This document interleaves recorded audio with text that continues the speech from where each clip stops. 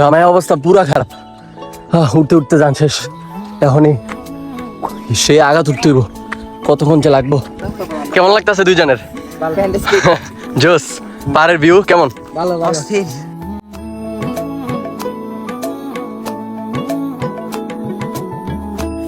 আসসালামু আলাইকুম, কেমন আছেন সবাই? আশা করছি সকলে ভালো আছেন। বান্দরবন তো অনেকেই আসেন যান, কিন্তু বান্দরবনে পাহাড়ের উপরে একটা ফ্যামিলি কিভাবে থাকে বা তাদের অনুষ্ঠানে আয়োজন কেমন হয়, তাদের আশপাশটা কেমন হয়, চলেন আজকে আপনাদেরকে দেখাই। তো তার জন্য আমরা আঁকা বাঁকা পথ ধরে চলে যাচ্ছি আমার ছোট ভাগ্নির শ্বশুর বাড়িতে।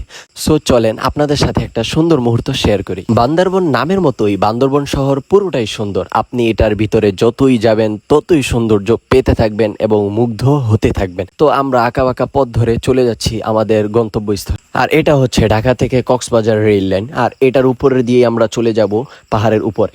আর বান্দরবনের প্রাকৃতিক সৌন্দর্যের কোনো তুলনাই হয় না, যত দেখবেন ততই মুগ্ধ হবেন। আর এটার সৌন্দর্য অসাধারণ। তো দীর্ঘ একটা জার্নির পর চলে আসলাম আমরা আমাদের গন্তব্যস্থলে।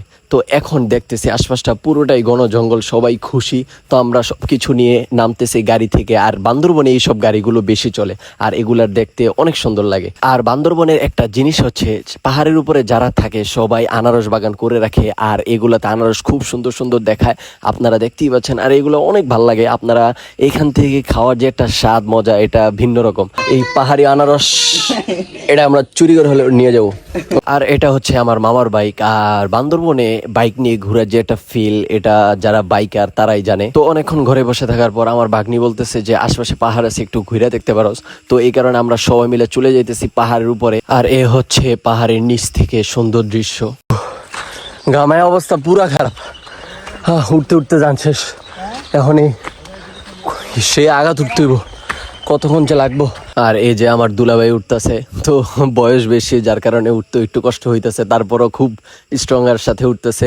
এইখানে আস্তে আস্তে উঠার পরে এই যে এটা হচ্ছে পাহাড়ের একদম চূড়া। তো এখান থেকে ভিউটাই অন্যরকম।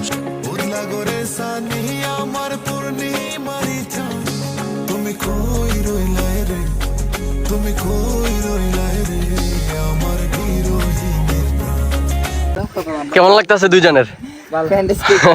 জোস। পাহাড়ের ভিউ কেমন? এত সূর্য যে দেখা যায় না।